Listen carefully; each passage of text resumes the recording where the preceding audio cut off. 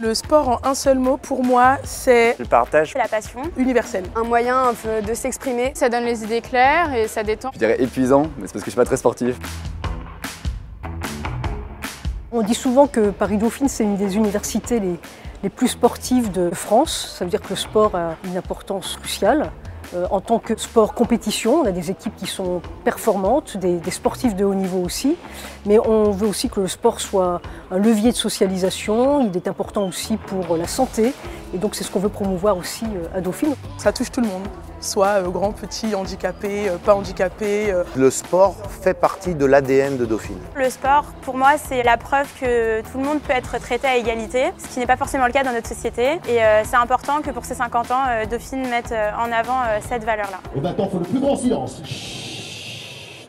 Les 50 ans, on va immortaliser ça. Je tape 2 fois dans le micro, vous tapez 1 fois et vous sortez le cri qui vient de là.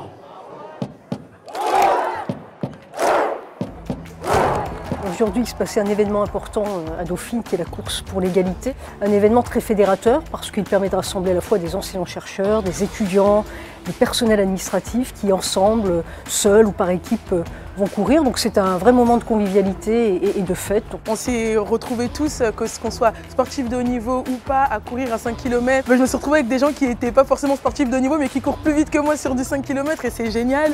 Et vraiment, moi, cette journée-là, elle était au top. Cette année, le BDS, donc le Bureau des sports, nous a demandé de l'aide pour organiser la course des 50 ans pour soutenir l'égalité au sein de l'Université Paris-Dauphine. Tout l'argent qui va être collecté avec les donations des coureurs va être versé à la Fondation Paris-Dauphine, donc pour les bourses au logement, etc. Aujourd'hui, il y a toutes les associations de Dauphine qui sont présentes. Ça nous paraissait important de soutenir ce projet de course pour l'égalité de Dauphine. On a un stand où on a décidé de faire une fresque participative sur le thème de l'égalité, où tout le monde puisse justement mettre un petit dessin ou un petit mot qui fasse penser à l'égalité. Pour nous, c'est déjà une valeur très importante, notamment qu'on retransmet dans nos voyages en essayant de les rendre abordables à tout le monde, à toutes les bourses. On avait 980 inscrits, 160 bénévoles. On avait 100 dossards vierges, ils ont été pris en moins d'une demi-heure. Donc je pense qu'on va arriver entre 1100 et 1300 participants. C'était aussi la première fois que l'université labellisait quelque chose pour tout le monde et que les cours étaient suspendus. On espère pérenniser l'événement et peut-être le développer au-delà de Dauphine à PSL, dont nous faisons partie maintenant.